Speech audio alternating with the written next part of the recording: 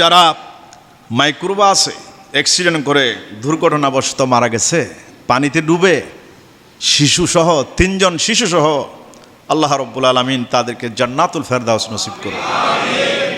ওরা তো এমনি শহীদ, পানিতে ডুবে মারা গেলে শহীদ, নিষ্পাপ শিশু রয়েছে মারা গেছে পানির মধ্যে। ওনার নাম বাহাউদ্দিন। ওই যে বাহাউদ্দিন যখন মাইক্রোবাস পড়ে গেছে 10 মিনিট পর্যন্ত মাইক্রোবাসটা এটা ভাসতেছিল, ভাসমান অবস্থায় ছিল।